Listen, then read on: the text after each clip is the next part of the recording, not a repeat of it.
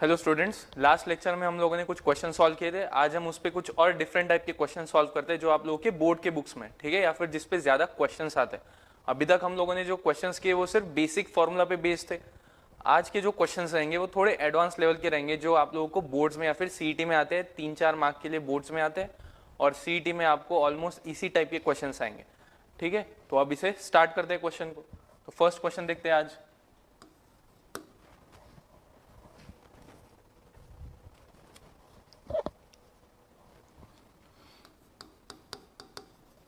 Find coordinates of point on YZ plane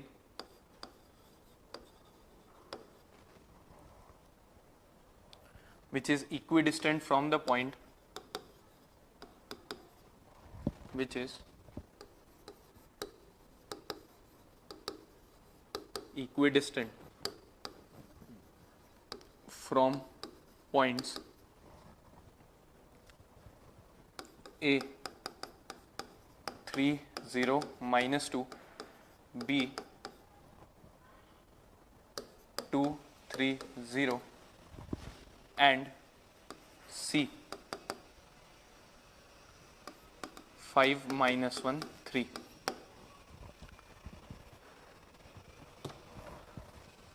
ठीक है, तो ये क्वेश्चन है आप लोगों का। इसमें आप लोगों को वो पॉइंट देखना है YZ प्लेन में which is equidistant from points A, B and C। 3 point से इक्विडिस्टेंट जो पॉइंट है उसके कोऑर्डिनेट्स निकालने हैं आप लोगों को, ठीक है।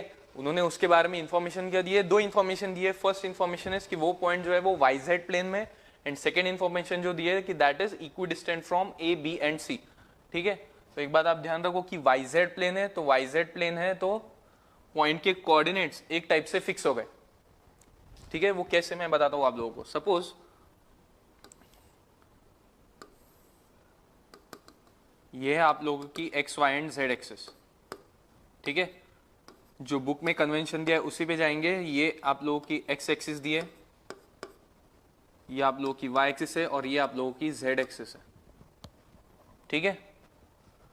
ओके, तो अब उन्होंने बोला है कि ये जो पॉइंट है ये सिर्फ YZ प्लेन में है, इसमें x का कोई रिलेशन ही नहीं है, इसमें x का पॉइंट आएगा ही नहीं। आएगा ही नहीं मतलब उसमें x कोऑर्डिनेट क्या हो जाएगा? फिर 0 हो जाएगा। जैसे ये statement is same as 2D में। 2D में क्या होता है? 2D में आप लोगों की x एक्सिस रहती है और ये y एक्सिस रहती है। तो अगर मैं बोलूं कि point lies on y axis, ठीक है, अगर मैं बोलूं कि point lies on y axis, तो इसका मतलब उसका x कोऑर्डिनेट क्या लेते हैं? 0, एंड y कोऑर्डिनेट को हम y कंसिडर करते हैं। तो अपन कंसिडर करते हैं कि let that point be 0, y, ठीक है। अगर मैंने बोला कि point lies on y axis, अगर वो y एक्सिस पे, अगर सपोज वो x एक्सिस पे, if a point lies on x axis, तो उसका मतलब क्या होता है कि उसका y कोऑर्डिनेट 0 आएगा, तो b के कोऑर्डिनेट्स क्या आ जाएंगे? फिर x, 0। तो मतलब एक कोऑर्डिनेट सीधा सीधा 0 हो जाएगा।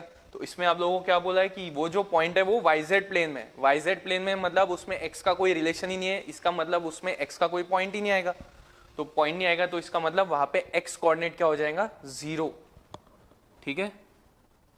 तो यहाँ पे कंसिडर कर देते हैं कि अगर वो पॉइंट है XYZ तो उसमें x की वैल्यू 0 रहेंगी। तो अब स्टार्ट करते हैं क्वेश्चन को। कंसिडर कर दे कि let the point be, let the point on YZ plane B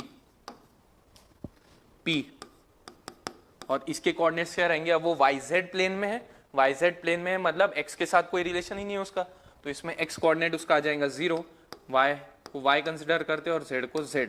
तो अब आप लोगों को बस क्या करना है? y और z की वैल्यू निकालनी है। एक कोऑर्डिनेट तो सीधा सीधा पता चल गया आप लोगों को 0 है, सिर्फ अब y और z की वैल्यू चाहिए। y और z की वैल्यू के लिए जो दूसरी इंफॉर्मेशन दी है वो इंफॉर्मेशन का यूज करो। अब दूसरी इंफॉर्मेशन क्या बोली उन्होंने कि that point is equidistant from A, B and C। Equidistant का मतलब A से उसका distance is equal to B से उसका distance is equal to C से उसका डिस्टेंस।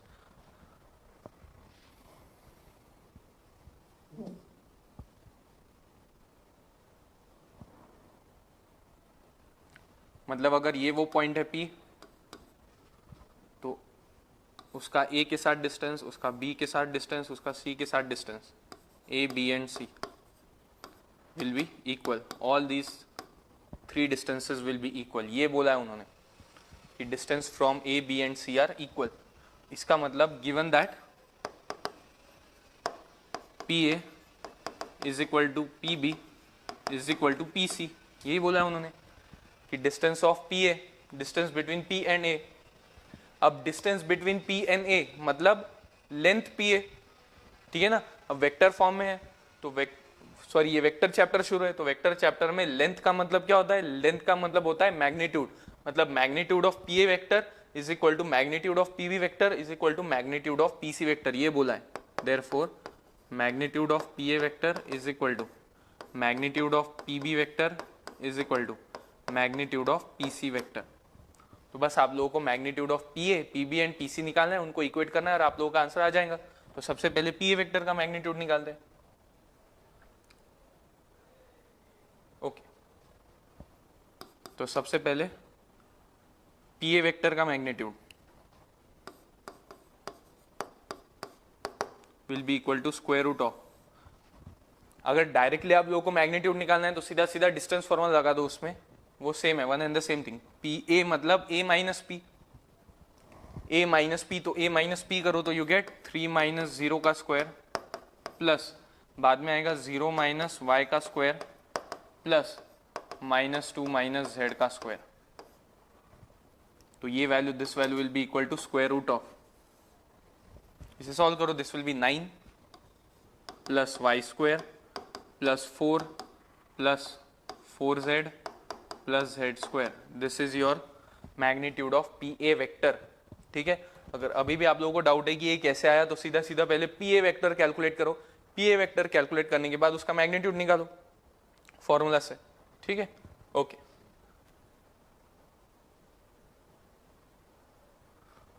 नेक्स्ट कैलकुलेट करते हैं पी बी वेक्टर का मैग्नीट्यूड। पी बी वेक्टर का magnitude will be B minus P, तो बी माइनस पी क्या आएगा? बी माइनस पी करो तो यू गेट 2 माइनस 0 का स्क्वायर प्लस 3 माइनस वाई का स्क्वायर प्लस 0 माइनस जेड का स्क्वायर। तो this value will be equal to square root of, अब ये क्या आएगा? This will be 2 minus 0 is 2, 2 का स्क्वायर है 4 प्लस 3 माइनस वाई का square will be 9 minus 6y plus y square, और आखिरी में आएगा ये plus z square. And lastly अभी कैलकुलेट करते हैं पी सी वेक्टर का मैग्नीट्यूड। तो पी सी वेक्टर का मैग्नीट्यूड मतलब square root of C minus P, P C vector मतलब सी माइनस पी, तो अब सी माइनस पी करेंगे तो you get 5 minus 0 square plus दूसरा आएगा -1 minus y square plus 3 minus z square. तो अब इसे सॉल्व किया तो ये we get square root of, यहाँ पे क्या आएगा? 5 minus 0 square will be 25 plus -1 minus y का whole square will be 1 plus 2y plus y square and plus 3 minus z का square will be plus 9 minus 6z plus z square.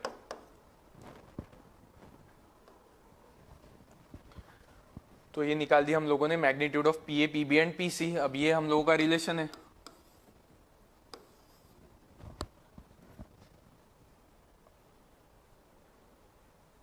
तो बस अब equate करते हैं।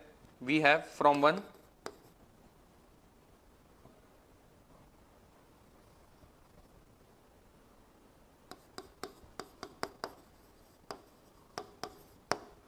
Magnitude of P A is equal to magnitude of P B. Equidistant बोला है मतलब length equal है, लेंथ इक्वल मतलब मैग्नीट्यूड इक्वल। तो इसका मैग्नीट्यूड अगर इक्वल किया दोनों का, ये दोनों का मैग्नीट्यूड इक्वल किया तो you get square root of,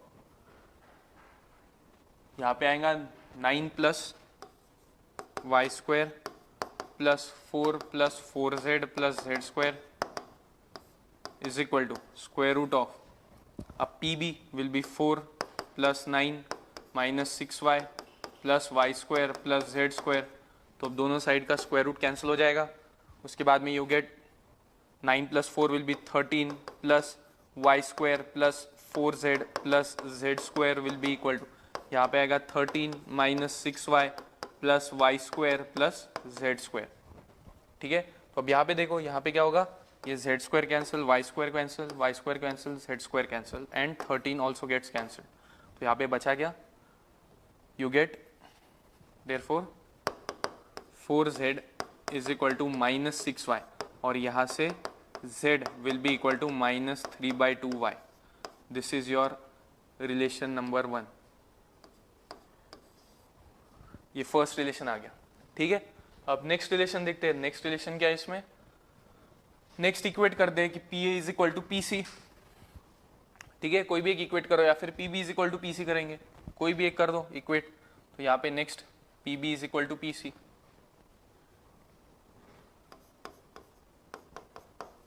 from 1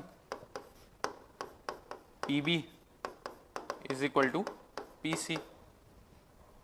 तो P B is equal to P C के लिए you get square root of 4 + 9 - 6y + y square + z square is equal to magnitude of P C will be square root of 25 + 1 + 2y + y square + 9 - 6z + z square.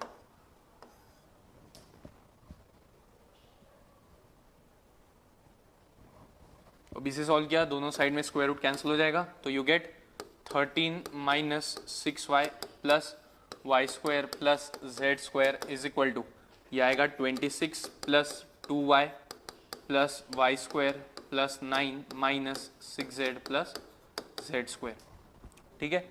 अब यहाँ पे relation देखो, y square z square gets cancelled, y square z square cancel हो गया। उसके बाद plus 2y, यहाँ पे जाके -2y हो जाएगा, तो यू गेट 13 माइनस ये आएगा 8y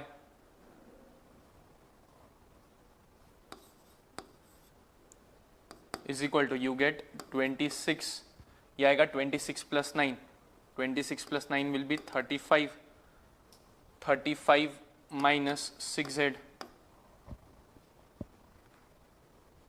ओके, अब इसे सॉल्व किया तो यहाँ से रिलेशन क्या आएगा, you get 6z minus 8y is equal to, ये 13 उधर लेके जाएंगे, इज इक्वल टू 22। तो अब यहाँ से यू गेट 6z, पूरे इक्वेशन को अगर 2 से डिवाइड किया तो you get 3z minus 4y is equal to 11। अब अपने पास ये आ गया सेकेंड रिलेशन। तो अब ऊपर देखो, ऊपर हम लोग का रिलेशन क्या है कि z is equal to -3/2y, तो वो z की वैल्यू इसमें सब्स्टिट्यूट कर दी, you get 3 × -3/2y minus 4y is equal to 11।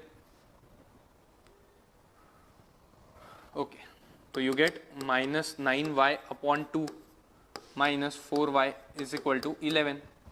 पूरी इक्वेशन को 2 से क्रॉस मल्टीप्लाई किया तो you get -9y minus 8y is equal to 22। तो therefore you get -17y is equal to 22 और यहाँ से y की वैल्यू आ जाएंगी -22/17। This is your value of y। अब बस z की वैल्यू चाहिए।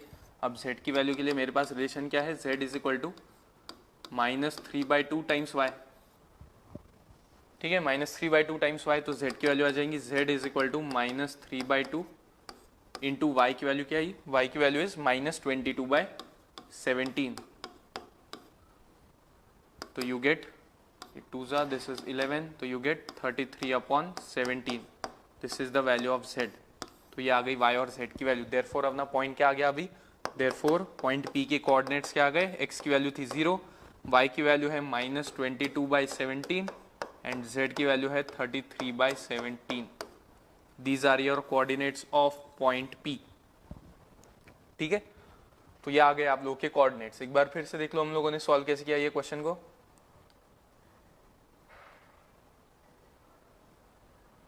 ये मेरा क्वेश्चन था, find the coordinates on YZ plane. YZ plane है इसलिए उसका x कोऑर्डिनेट 0 आ जाएगा।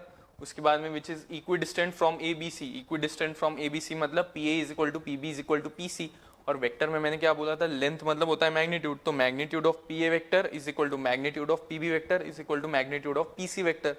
तो अब इससे PA वेक्टर का मैग्नीट्यूड निकाला, तो ये मैंने PA vector, PB vector, PC vector का मैग्नीट्यूड निकाला और उसके बाद एक एक करके इक्वेट किया, कैंसलिंग, इसे सॉल्व किया। इसे सॉल्व करते ये इक्वेशन 1 एंड इक्वेशन 2 आ गया। इक्वेशन 1 और इक्वेशन 2 को सब्स्टिट्यूशन मेथड से सॉल्व करके हम लोगों ने ये रिलेशन निकाला और y की वैल्यू आ गई, उसी से z की वैल्यू आ गई and you get point P। ठीक है, तो एक बार क्विकली देख लो आप।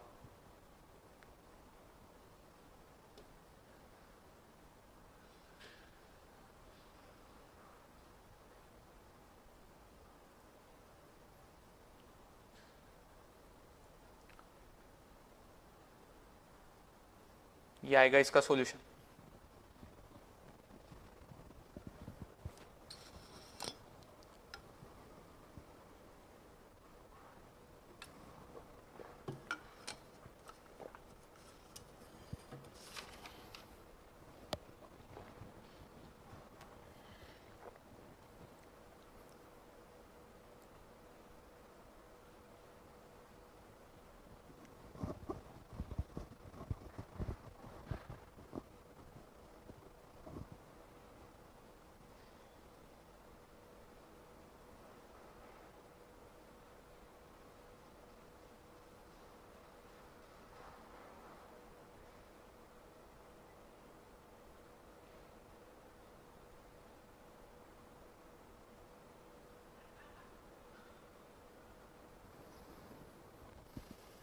ओके, अब आते हैं नेक्स्ट क्वेश्चन पे।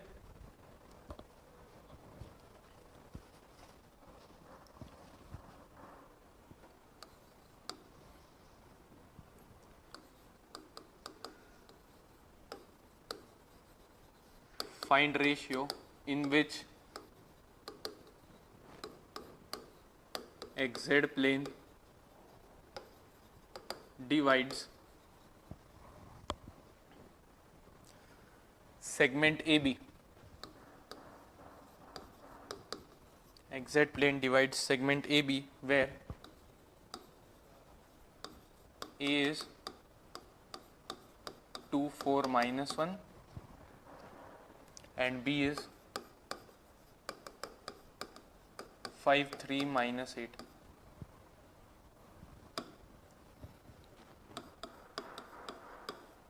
Also find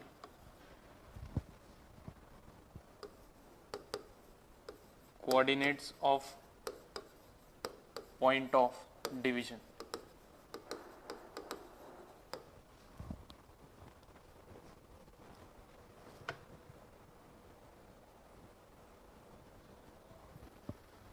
ठीक है, तो उन्होंने बोला कि find ratio in which XZ plane divides A B.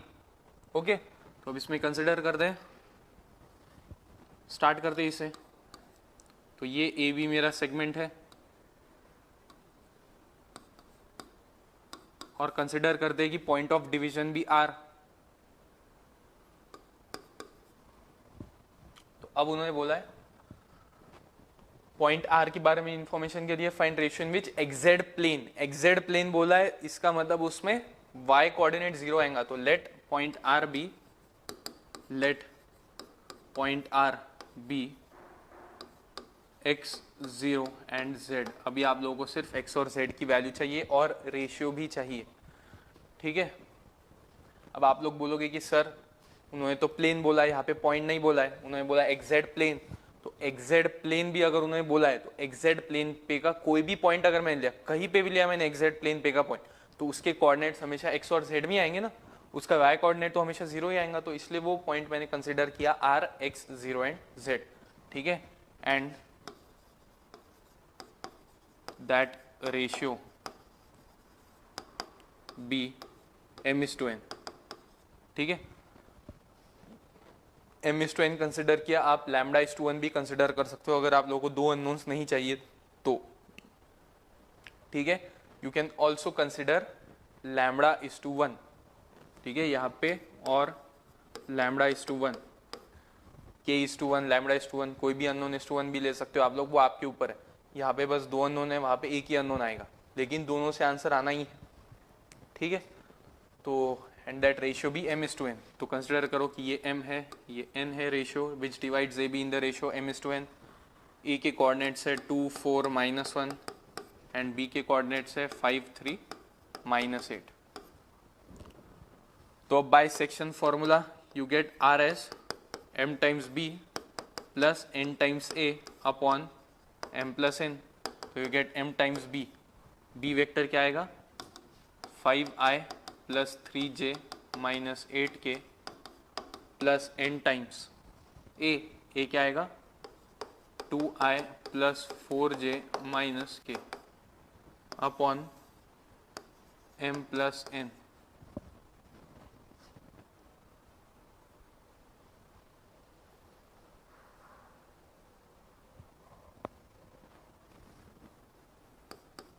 तो therefore you get r vector as, अभी m से ब्रैकेट ओपन की तो 5mi plus 3mj minus 8mk plus 2ni plus 4nj minus nk upon m plus n. ठीक है, अब पहले i common निकालेंगे, फिर j एंड देन k. अब यहाँ से ऊपर से i कॉमन निकाला, ये टर्म में से और ये टर्म में से i कॉमन निकाला, तो you gate 5m plus 2n. फिर j कॉमन निकाला 3m प्लस 4n. लास्टली हम लोगों ने k कॉमन निकाला, तो you get minus 8m minus n upon m plus n. हर जगह m प्लस n सेपरेट कर दिया.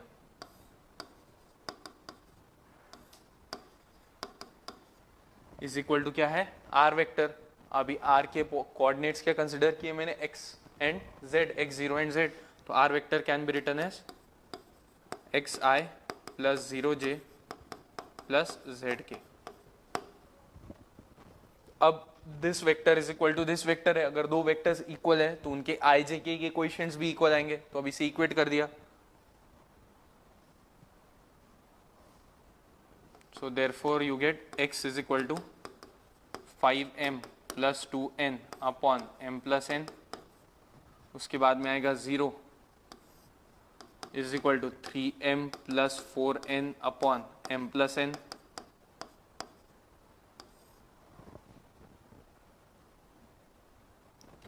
और लास्ट में आएगा z is equal to minus 8m minus n upon m plus n.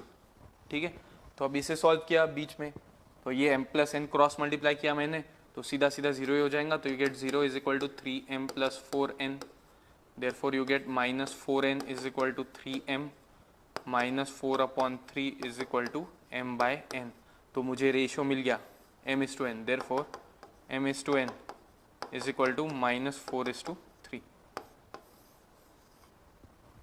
ये मिल गया रेशियो. अब निगेटिव रेशियो आया, इसका मतलब क्या होगा? इसका मतलब ये होगा कि ये जो पॉइंट है वो इसको इंटरनली डिवाइड नहीं कर रहा है, ये उसे एक्सटर्नली डिवाइड कर रहा है. ठीक है, अगर आप लोगों का रेशियो निगेटिव आया इसका मतलब वो एक्सटर्नली डिवाइड कर रहा है. ठीक है, ओके. मतलब यहाँ पे जो मैंने फॉर्मूला लिया उसके अपोजिट साइन आई तो समझ जाना कि एक्सटर्नली डिवाइड किया उसे. ठीक है, ओके. तो अब ये माइनस में रेशियो है, इसका मतलब therefore R divides AB externally in the ratio 4:3. Externally 4:3 और इंटरनली -3. ठीक है, ओके. तो अब यहां से कंपैरिजन करो.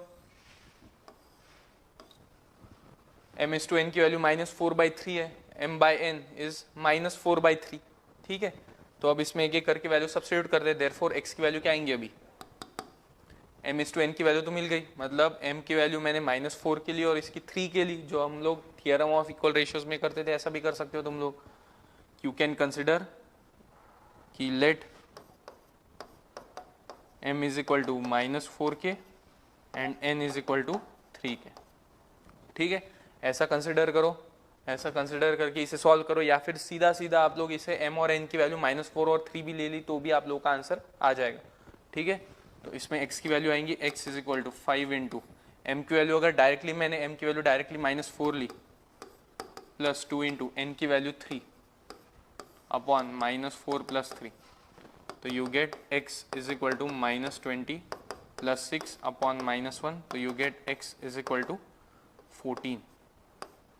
क्या आ गई x की वैल्यू। z की वैल्यू निकालते हैं तो z will be equal to -8 into -4 -3 upon -4 + 3, तो यू गेट 32 - 3 अपॉन -1, तो you get z is equal to -29। तो रेशियो भी आ गया मेरा, रेशियो है 4:3 एक्सटर्नली, x और z की वैल्यू भी आ गई। देयरफॉर अभी आंसर क्या आएगा मेरा, therefore we can say that therefore point R which is 14, 0 and -29 divides segment AB externally in the ratio 4:3। This will be your answer। ठीक है, तो एक बार देख लो आप इसे।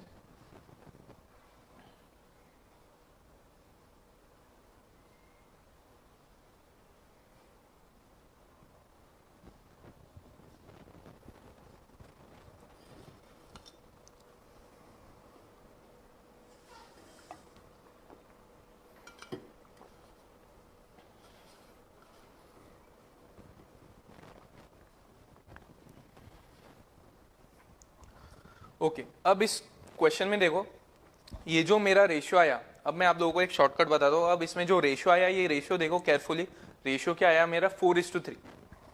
अब ये पूरे क्वेश्चन में देखो, क्वेश्चन में ऊपर 4 और 3 कहां पे, अगर आप लोग केयरफुली देखोगे तो 4 और 3 देखो कहां पे, 4 और 3 कहां पे, ये आप लोगों को 4 दिख रहा है और ये यहाँ पे 3 दिख रहा है। ठीक है, वही मेरा रेशियो आया, ए बी को वो 4:3 में डिवाइड कर रहा है। 4 और 3 की ऐसे लिए मैंने, उन्होंने क्या बोला है, एक्जेड प्लेन कौन से रेशियो में डिवाइड कर रहा है, तो देखो बराबर उसके वाई कोऑर्डिनेट्स आ गए, जो कोऑर्डिनेट छूट गया मेरा उसी के रेशियो में वो डिवाइड कर रहा है। मेरा वाई कोऑर्डिनेट 0 आ रहा था तो वो वाई कोऑर्डिनेट के रेशियो में ही डिवाइड कर रहा है 4:3। ठीक है, बस डिफरेंस क्या है कि यहाँ पे माइनस आया। ओके, तो एक नोट लिखो, नोट लिखते हैं सबसे पहले तो,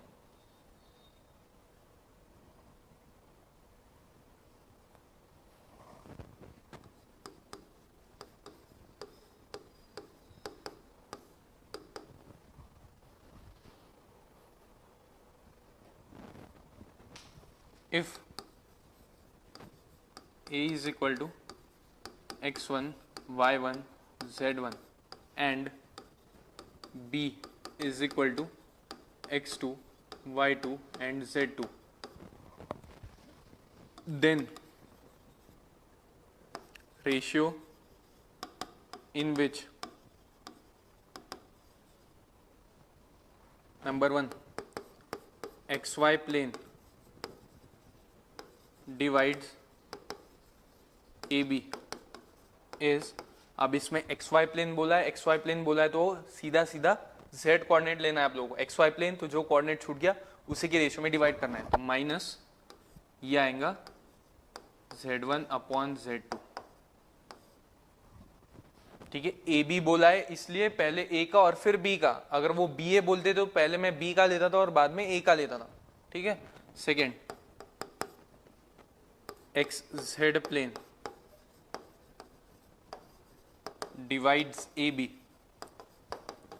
इज माइनस, अब इसमें एक्स जेड बोला है तो इसमें वाई कोऑर्डिनेट छूट गया तो minus y1 upon y2।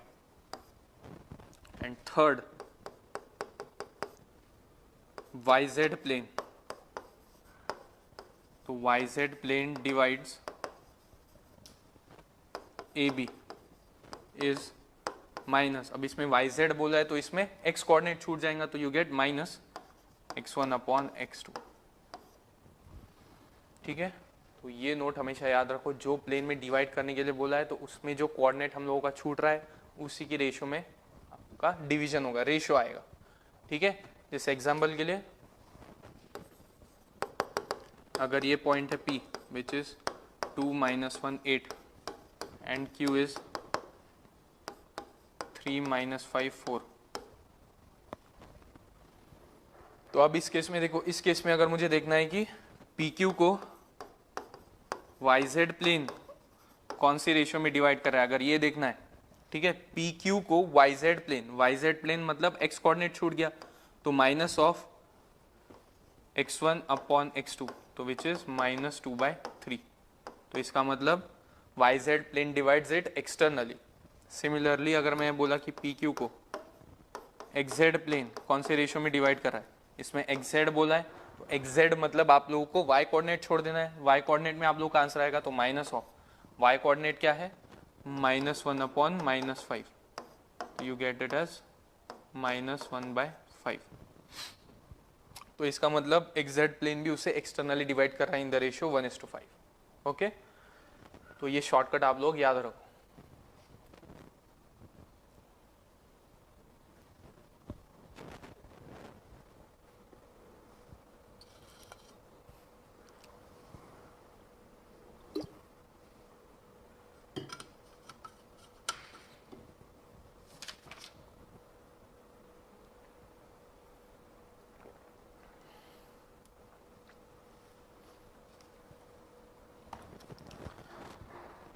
Okay, तो अभी थोड़े और क्वेश्चन सॉल्व करते हैं। अब थोड़े डिफरेंट टाइप के क्वेश्चन सॉल्व करेंगे, वापस प्रूफ वाले क्वेश्चंस जो आप लोगों को बोर्ड्स में आएंगे। If P Q R S R mid points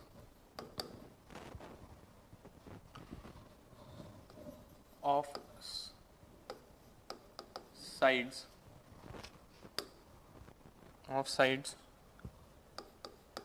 AB, BC, CA,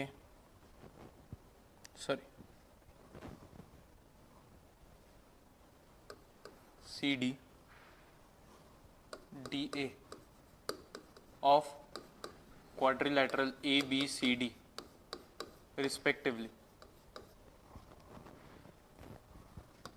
then show that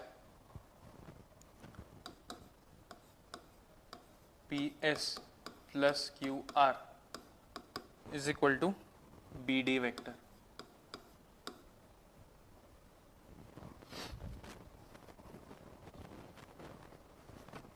तो उन्होंने बोला है इन quadrilateral ABCD prove that PS plus QR is equal to BD vector। तो स्टार्ट करते हैं। अब ऐसे क्वेश्चंस में क्या करना है आप लोगों को ये बता देता हूं मैं। उन्होंने बोला है क्वाड्रिलेटरल ABCD, तो कोई भी एक क्वाड्रिलेटरल निकाल लो, तो वो है ABCD।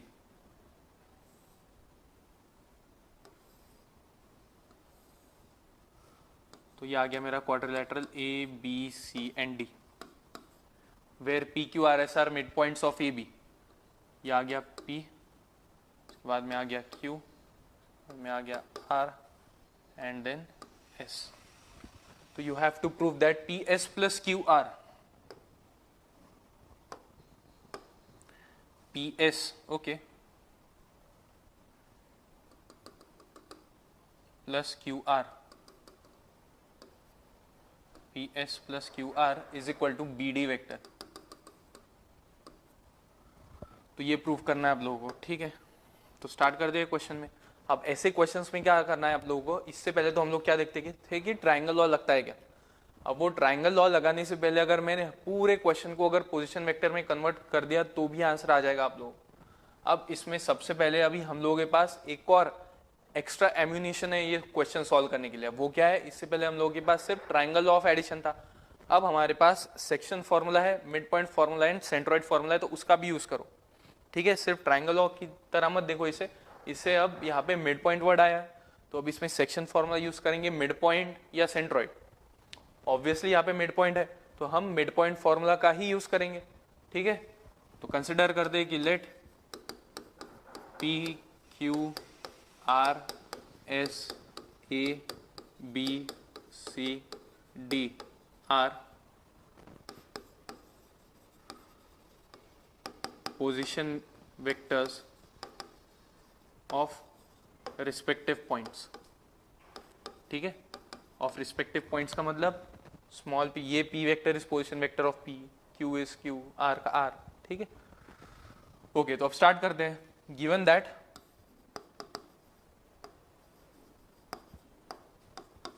p इज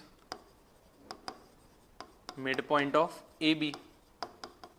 अगर P mid point of A B है तो मिड पॉइंट फॉर्मूला क्या बोलता है, therefore you get P vector as A plus B upon 2। ठीक है, ये आ गया P वेक्टर। सिमिलरली अब देखो Q वेक्टर क्या आएगा, Q वेक्टर विल बी, अब Q किसका मिड पॉइंट है, B और C का, तो I can write it as B plus C upon 2। उसके बाद में R वेक्टर, R किसका मिड पॉइंट है, R is mid point of C and D, तो यहाँ पे आएगा R vector will be C plus D upon 2। And finally यहाँ पे क्या आएगा S वेक्टर, तो S vector will be equal to,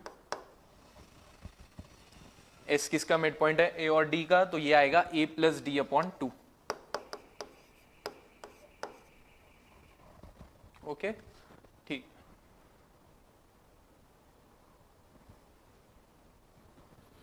तो अब LHS से स्टार्ट करते हैं। LHS में दिया क्या है आप लोगों को, PS plus QR।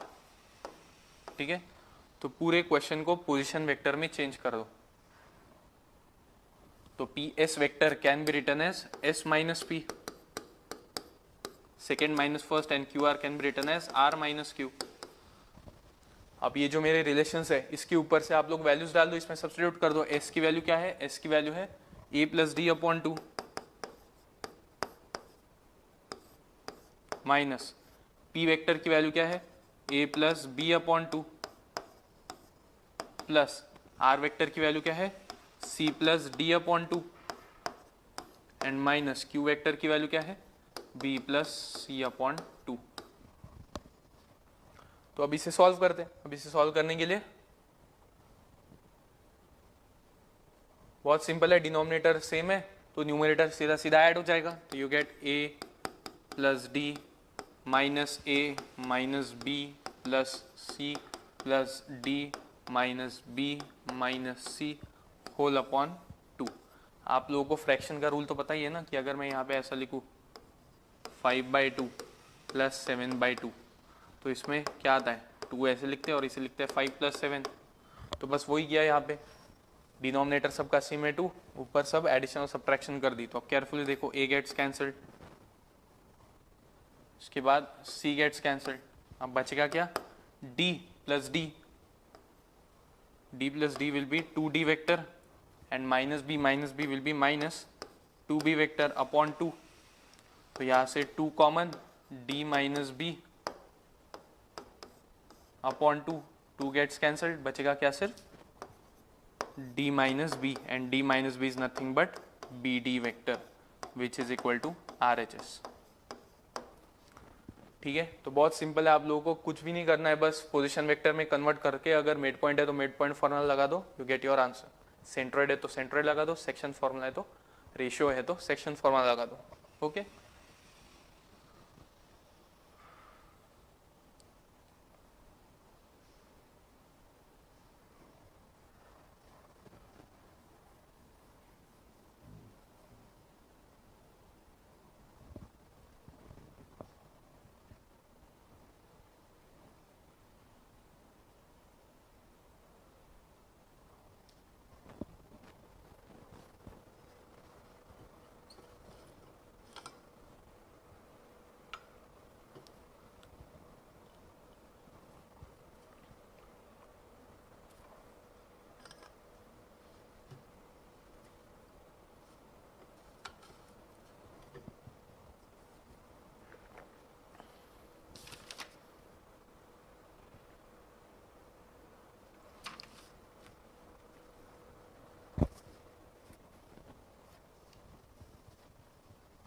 Next question देखो अभी, G and G dash are centroids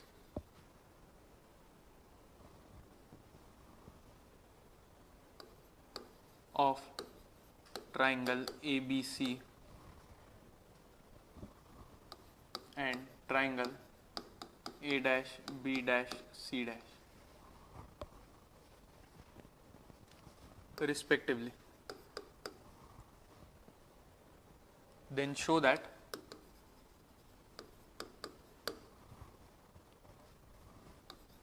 A dash plus B dash plus C dash is equal to 3 times G dash. ठीक है,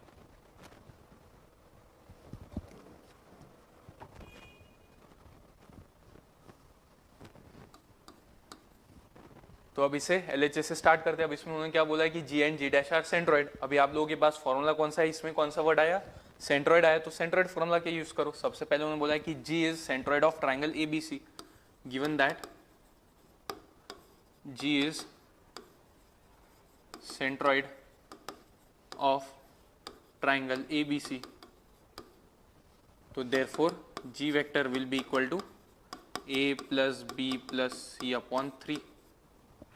ठीक है, नेक्स्ट उन्होंने क्या बोला है कि G dash is centroid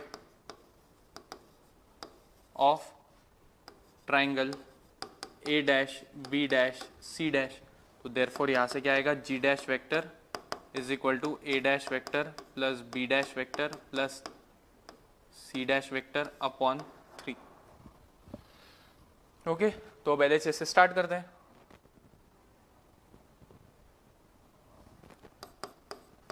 LHS is A dash plus B dash plus C dash। ठीक है, तो अब इसे पोजीशन वेक्टर में कन्वर्ट करो, तो A dash will B A dash vector minus A vector plus B dash will B B dash vector minus B vector plus C dash will be C dash minus C vector. ठीक है, तो अब इसे carefully देखो, ये मेरा first और second relation है। तो अब यहां से अगर मैंने कॉमन निकाल दिया, जैसे A dash vector plus B dash vector plus C dash vector and minus यहाँ पे लिया मैंने A vector plus B vector plus C vector. ठीक है, तो रिलेशन 1 से A plus B plus C क्या आ जाएगा, 3G vector. Therefore A plus B plus C will be equal to, यहाँ से 3 क्रॉस मल्टीप्लाई होगा तो you get 3G vector and similarly यहाँ से क्या आ जाएगा, A dash plus B dash plus C dash will be equal to 3G dash. ठीक है, 3 क्रॉस मल्टीप्लाई हो जाएगा, तो बस वही किया इसमें। तो यहाँ पे A dash B dash plus C dash की वैल्यू क्या आ गई, 3G dash minus A plus B plus C क्या है, 3G वेक्टर। तो अब यहां से 3 कॉमन आएगा,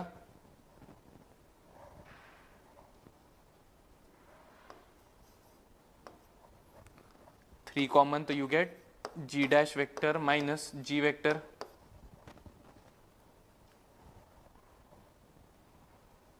यहां से ये आ जाएगा 3 times G dash vector is equal to RHS।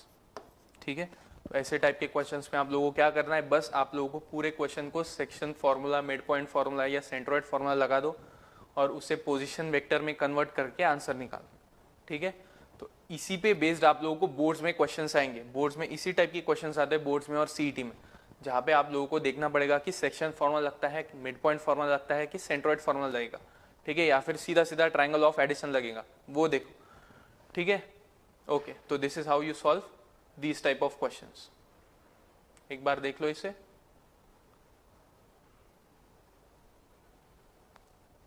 ठीक है, बाकी की क्वेश्चंस हम लोग कल सॉल्व करेंगे। Okay, thank you.